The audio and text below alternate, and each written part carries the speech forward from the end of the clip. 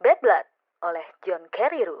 Rahasia dan kebohongan di sebuah startup di Silicon Valley. Apa yang dapat kita pelajari? Dapatkan informasi detail mengenai skandal berlumuran darah yang sangat memalukan. Perusahaan-perusahaan startup di Silicon Valley terkenal dalam menawarkan produk bombastis kepada publik. Tempat ini penuh dengan janji berlebihan serta budaya terus pura-pura sampai kamu menang. Ada dua realita bagi para startup ini. Pertama, perusahaan menjadi besar dan berhasil merubah dunia seperti Google, Apple, dan Amazon. Atau kedua, perusahaan serta pendirinya gagal karena kalah bersaing di pasar.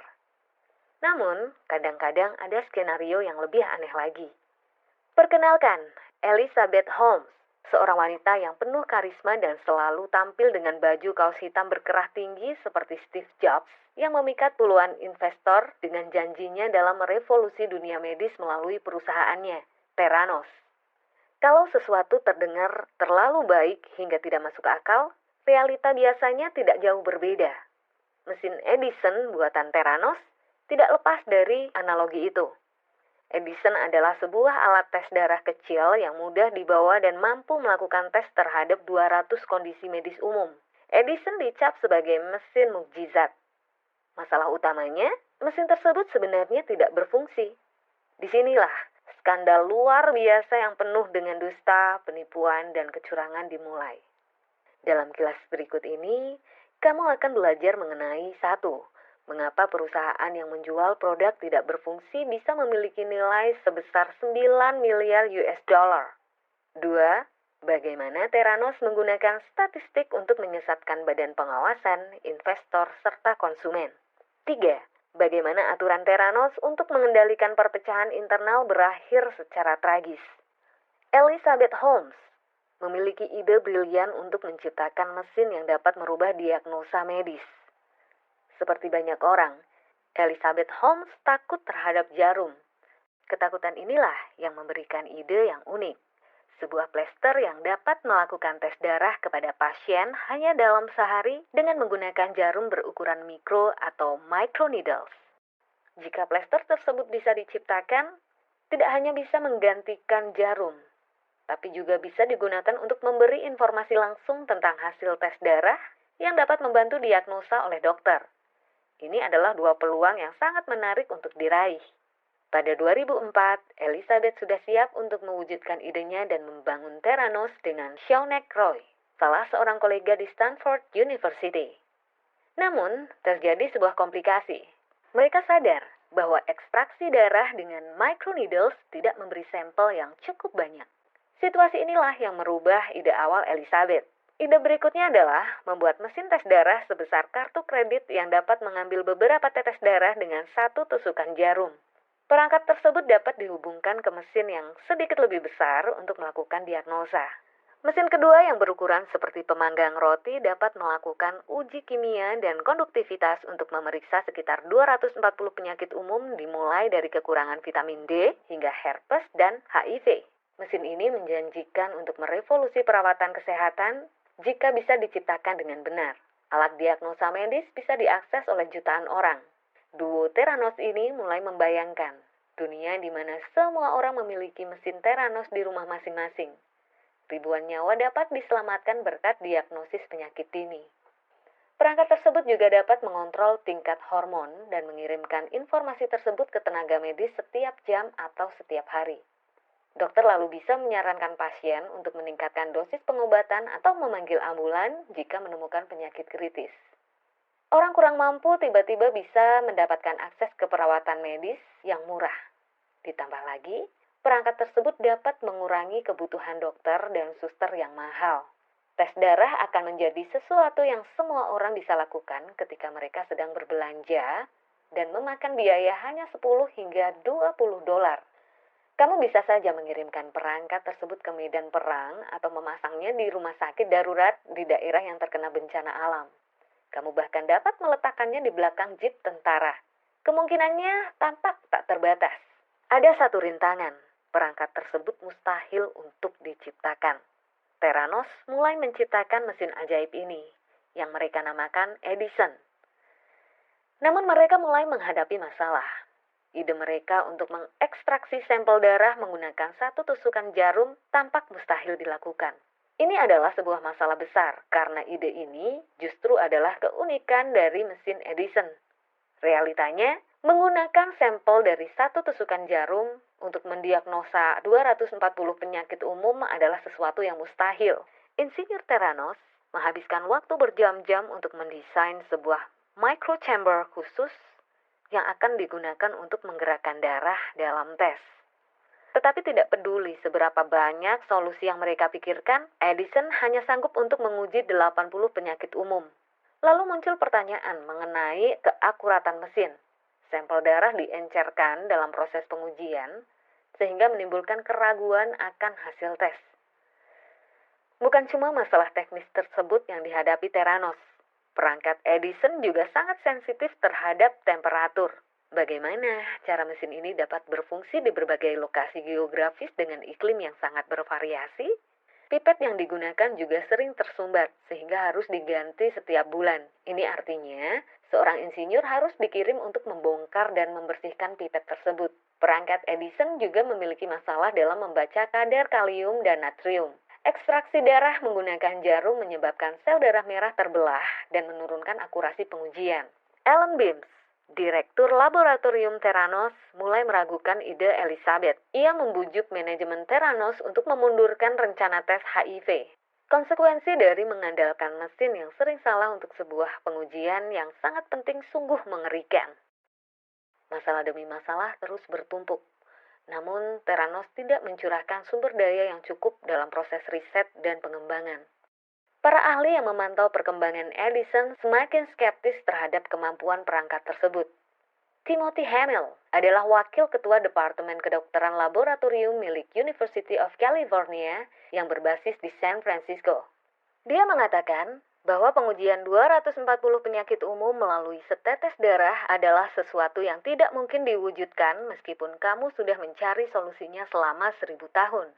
Di sisi lain, para ahli yang tidak terlalu skeptis menyetujui bahwa diperlukan setidaknya 3 tahun riset dan pengembangan sebelum Theranos dapat merilis produk mereka ke pasar. Holmes tetap bersikeras, menggunakan daya tarik dan karismanya untuk mendorong agendanya. Elizabeth Holmes tidak terganggu. Ia terlalu sibuk menyerap perhatian yang tertuju kepada Theranos serta perannya sebagai seorang pemimpin yang karismatik. Holmes tidak terlalu berusaha untuk memperbaiki kesalahan teknis di produknya. Holmes dengan cepat membangun sebuah reputasi yang menyamakannya dengan Steve Jobs. Dia mengembangkan kesan ini dengan meniru pakaian kesukaan Jobs, yaitu baju kaos hitam berkerah dan merendahkan suaranya ketika berbicara. Holmes adalah keajaiban Silicon Valley. Para investor mulai melirik dan mengalirkan dana ke Theranos. Holmes memilih agensi iklan TBW Side Day untuk merepresentasikan Theranos. Pilihan ini adalah sebuah penghormatan kepada Jobs. Agensi ini sebelumnya bekerja untuk Apple. Carissa Bianchi dan Patrick O'Neill, CEO dan Direktur Kreatif Eksekutif dari agensi tersebut terpukau dengan Elizabeth. Mereka sangat yakin bahwa Theranos akan mengguncang dunia. Ketika mereka melihat Elizabeth, mereka melihat sebuah ikon. Seorang pebisnis wanita miliarder mandiri yang meraih kekayaan dengan membuat mesin yang bisa menyelamatkan nyawa banyak orang. Sensasi yang mengelilingi Elizabeth mulai meningkat. Pada tahun 2014, Theranos sudah divaluasi sebesar 9 miliar US dollar dan memiliki kesepakatan kerjasama dengan Safeway dan Walgreens, jaringan supermarket dan toko obat besar di Amerika untuk menjual Edison di toko retailnya. Kedua perusahaan multinasional ini ingin memperluas rangkaian produk kesehatan dan kebugaran yang mereka tawarkan. Pengujian darah terlihat sebagai peluang besar dalam mengembangkan model bisnis mereka. Safeway bahkan menginvestasikan 350 juta dolar untuk merenovasi toko dan mengakomodir Edison di klinik kesehatan khusus. Walgreens juga setuju untuk mengoperasikan Edison di masing-masing dari 8.134 cabangnya. Gambaran dan realita jarang selaras di Silicon Valley. Tetapi membuat janji berlebihan mengenai produk kamu adalah sesuatu yang biasa dilakukan jika ingin menarik investor. Itu semua bukan sebuah masalah bila kita sedang berbicara tentang startup software. Namun sangat berbeda ketika berbicara mengenai sesuatu yang serius seperti pengujian darah. Ajaibnya, Theranos tetap maju. Mereka memanggil Larry Ellison, otak di balik perusahaan teknologi bernilai miliaran dolar bernama Oracle, sebagai penasehat dan menerapkan model bisnisnya. Ini berarti meluncurkan software yang bermasalah dan berusaha untuk memperbaikinya saat beta testing. Seperti yang akan kita lihat di kilas selanjutnya, ini adalah permulaan dari sekian banyak penipuan yang dilakukan Theranos. Theranos menutupi kekurangan Edison demi menarik investor. Apa yang akan terjadi jika Theranos menghabiskan lebih banyak waktu dan dana untuk riset dan pengembangan? Dapatkah perusahaan ini merevolusi dunia medis seperti yang diimpikan para pendirinya? Kita tidak akan pernah tahu, karena Theranos tergesa-gesa untuk merilis produknya ke publik. Tekanan untuk merilis Edison sangat tinggi. Theranos mulai mengelabui investor, jurnalis, dan administrasi makanan dan obat di Amerika atau FDA mengenai performa Edison. Holmes mulai membuat klaim yang tidak bisa dipertanggungjawabkan. Ia mengisyaratkan bahwa Edison dapat menjalankan 800 tes dengan setetes darah dan mendapatkan hasilnya dalam 30 menit.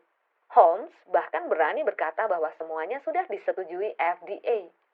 Semua klaim tersebut hanyalah bualan. Sebagian besar pengujian darah bahkan tidak dikerjakan dengan mesin Edison. Tidak heran, karena hasil terbaik Edison saja hanya mampu menjalankan 20 dari 240 pengujian yang paling penting. Jadi, meskipun Edison dapat menjalankan proses immunoassay, sebuah tes yang menguji protein menggunakan antibodi, mesin ini belum dapat melakukan uji hematologi untuk menentukan trombosit darah dan jumlah sel darah putih. Uji kimia yang umum juga terlalu susah untuk dilakukan oleh Edison. Ekstraksi darah melalui titik jarum dapat digunakan oleh pelanggan apabila hanya menginginkan pengujian darah berbasis immunoassay. Namun, jika pelanggan menginginkan uji hematologi dan kimia, mereka harus mengambil darah dari vena seperti prosedur pengambilan darah pada biasanya. Wadah berisi darah pelanggan lalu segera dikirimkan ke sebuah laboratorium di Palo Alto untuk dites menggunakan mesin pengujian darah dari pabrik lain seperti Siemens. Memang, Theranos memenuhi janjinya, tetapi caranya tidak jujur. Strategi tipu ini berhasil mengelabui semua orang, termasuk Badan Pengawasan yang menguji Theranos. Badan Pengawasan melakukan tes kelayakan untuk menentukan standar hasil dari kemampuan pengujian sebuah lab. Ini termasuk uji tiroid, vitamin D, dan pemeriksaan kadar PSA atau Prostate Specific Antigen. Jadi apa yang dilakukan Theranos untuk melewati tes tersebut? Theranos diam-diam menggunakan mesin lain untuk mengerjakan tes yang diminta oleh badan pengawasan. Theranos melakukan ini dengan kepercayaan penuh bahwa para pengawas akan mengira bahwa hasil uji lab datang dari mesin Edison. Theranos secara sistematis memalsukan statistik untuk terus berbohong. Theranos bukan hanya berbohong kepada investor dan pelanggan, mereka juga berbohong kepada seluruh lembaga medis dan pers. Di titik ini, tim Theranos menjadi ahli dalam memanipulasi dan hanya mengambil data terbaik untuk meningkatkan citranya. Ini artinya, hanya hasil tes yang berhasil yang dikirimkan ke pihak berkepentingan. Tes ini sering dilakukan di laboratorium yang menggunakan mesin dari perusahaan lain. Theranos juga suka memamerkan bahwa efisiensi Edison telah diverifikasi oleh jurnal ilmiah. Ini ternyata juga klaim palsu. Satu-satunya artikel yang telah ditelaah mengenai Edison muncul di sebuah portal jurnal Italia yang tidak kredibel bernama Hematology Reports. Artikel tersebut pun hanya menarik data dari 6 pasien. Theranos juga secara rutin mengaku bahwa layanan uji darah mereka lebih akurat dari tes darah konvensional. Ketika dipaksa untuk memberi bukti atas klaim tersebut, Theranos berargumen bahwa 93% dari kesalahan dalam pengujian darah konvensional berasal dari kesalahan manusia. Ini mengidekan bahwa Edison jauh lebih akurat, tetapi Theranos mengabaikan satu detail kecil. Akurasi tes Edison jauh lebih rendah dibandingkan pesaingnya. Ketika Dewan Pengawasan melakukan tes terhadap Edison, mereka menemukan bahwa Edison hanya memberikan hasil akurat sekitar 65% dari semua tes. Dalam beberapa tes seperti uji testosteron, Edison gagal sebanyak 87% dari total pengujian. Namun karena sebagian besar hasil kesalahan berasal dari manusia, klaim Theranos secara teknis tidak salah. Lalu bagaimana Theranos terus menarik investasi meskipun produk yang mereka tawarkan tidak berfungsi dengan baik? Tidak mengherankan, Theranos bohong lagi. Demonstrasi yang ditunjukkan kepada investor ternyata juga palsu. Tingkat penipuan yang dilakukan di Theranos sungguh luar biasa. Pada tahap awal pengembangan produk, Theranos bahkan menggunakan mesin palsu yang sama sekali tidak dapat melakukan uji darah. Sampel darah dapat terlihat merembes ke dalam mesin sebelum hasil tes palsu muncul di layar. Investor tidak diberitahu ketika para VIP mengunjungi Palo Alto. Setetes darah mereka dimasukkan ke Edison sebagai sebuah pertunjukan. Namun ketika mereka meninggalkan ruangan, sampel darah para tamu cepat-cepat dikirimkan ke laboratorium dan diuji menggunakan mesin Siemens. Theranos melakukan segala cara untuk menghindari inspeksi FDA sembari berkampanye seolah-olah mendukung FDA. Di titik ini, kamu mungkin bingung bagaimana Theranos dapat melakukan kebohongan seperti ini di dalam sebuah pasar yang diregulasi dengan sangat ketat. Jawabannya cukup sederhana. Theranos melakukan segala cara untuk menghindari regulasi dari FDA. Kunci dari tipuan Theranos adalah dengan berpura-pura bahwa Edison bukanlah sebuah perangkat medis, karena hasil sampel darah dikirimkan ke lab di Palo Alto untuk dianalisa. Mereka mengklaim bahwa Edison hanyalah sebuah alat untuk mengirimkan informasi. Maka FDA tidak memiliki wewenang atas mesin tersebut. Theranos terpaksa mengubah taktiknya ketika Dr. Shoemaker, seorang letnan kolonel di tentara Amerika, memaksa Edison untuk mendapatkan persetujuan dari FDA sebelum dia mempertimbangkan untuk memasang Edison di rumah sakit di lapangan militer. Perusahaan berjanji untuk mengikuti semua standar FDA, tapi mereka mengulur cukup waktu hingga Dr. Shoemaker pensiun. Setelah itu, proyek tersebut perlahan dihentikan. Pada titik ini, sebuah kebijakan baru sudah digunakan oleh Theranos, yaitu untuk hanya memiliki hasil uji lab yang sesuai dengan standar FDA. Contohnya adalah karena perangkat Edison memberikan hasil yang bagus dalam uji HSV-1 dan herpes, Theranos hanya mencari dan mendapatkan persetujuan FDA untuk kedua tes tersebut. Tidak cukup dengan mengelabui FDA, Theranos juga membuat sebuah lagu dan tarian yang menunjukkan bahwa mereka sangat mendukung FDA. Persetujuan FDA dan cerita tersebut semakin meningkatkan pamor Theranos di mata publik. Perusahaan melindungi rahasia mereka dengan memecat mereka yang tidak setuju dan menyewa drone. Tidak semua karyawan di Theranos senang dengan kampanye yang penuh informasi palsu yang dilakukan oleh perusahaan. Ketidakpuasan antara karyawan sangat tinggi dan perusahaan memiliki tingkat pergantian staf yang tinggi. Banyak karyawan mengundurkan diri ketika menyadari penipuan yang dilakukan oleh Theranos. Ini bukan berarti mereka boleh berbicara mengenai situasi di dalam perusahaan. Theranos melindungi rahasia mereka dengan membuat karyawan menandatangani perjanjian kerahasiaan yang mencegah karyawan untuk membocorkan apapun ke pers. Tetapi perjanjian tersebut tidak dapat menghentikan banyak karyawan mengundurkan diri. Seluruh tim eksekutif dan banyak karyawan lainnya meninggalkan Theranos. Theranos memiliki senjata rahasia. Perusahaan mempekerjakan karyawan dari India yang bergantung pada visa kerja untuk tetap tinggal di Amerika Serikat. Merekrut karyawan dari India cukup mudah. Kekasih Elizabeth dan orang kedua di Theranos, Sunny Balwani, memiliki koneksi luas di dalam industri teknologi. Tak lama kemudian, Balwani mulai mengisi posisi kosong dengan karyawan India. Ini adalah strategi yang licik. Karyawan India sangat cemas terhadap deportasi jika kehilangan pekerjaan, sehingga cenderung diam terhadap semua permasalahan perusahaan. Mempekerjakan karyawan seperti ini adalah solusi jangka pendek sempurna agar Theranos tetap bisa beroperasi. Sayangnya, strategi ini berakhir dengan tragis. Ian Gibbons, seorang ilmuwan biokimia berkebangsaan Inggris yang sudah bertahun-tahun bekerja keras untuk menyempurnakan proses immunoassay bagi Theranos, mengakhiri nyawanya sendiri di tahun 2013. Sebelum kejadian tragis itu, Ian telah diturunkan pangkat karena mempertanyakan kejujuran perusahaan terkait perangkat yang digunakan untuk pengujian darah. Hasil dari perlawanan Ian adalah ia digantikan oleh seorang ilmuwan junior yang memiliki kualifikasi jauh lebih rendah dari Ian, tetapi memiliki satu keunggulan utama. Ilmuwan junior tersebut tidak menantang Theranos seperti Ian. Theranos tidak ingin melepaskan ilmuwan terbaik yang mereka miliki. Maka mereka tidak memecatnya, melainkan menurunkan jabatannya ke posisi yang lebih rendah. Ian terus bekerja di perusahaan dengan harapan untuk menyempurnakan Edison.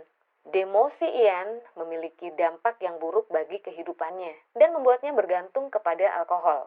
2 bulan setelah keputusan Theranos, ia mengakhiri nyawanya. dengan meminum campuran acetaminophen dengan anggur dan menghancurkan hatinya. Tidak ada yang tahu berapa banyak pasien yang meninggal akibat perilaku sembrono Theranos. Apa yang kita ketahui adalah Edison digunakan sebanyak 1 juta kali di Arizona sebelum Walgreens menghentikan kerjasamanya dengan Theranos. Theranos dituntut untuk mengembalikan 4,65 miliar US dollar yang diterimanya ketika melakukan tes di Arizona. Ringkasan akhir, pesan utama dalam kilas ini. Elizabeth Holmes adalah seorang bintang mendatang di Silicon Valley, didambakan sebagai Steve Jobs versi wanita. Pribadi karismatik, jenius, dan berpakaian kaos hitam kerah tinggi ini menjanjikan dunia revolusi medis. Sebuah alat uji darah yang kecil, praktis, murah, dan cepat dengan kemampuan untuk menguji hingga 200 penyakit umum. Namun Theranos, perusahaan yang dibangun dari mimpi tersebut, hanyalah sebuah rumah kartu yang rapuh. Ketika manajemen Theranos menyadari bahwa mesin ajaib mereka tidak berfungsi, tim Theranos mulai berbohong dan mengelabui investor, pelanggan, dan bahkan badan pengawasan.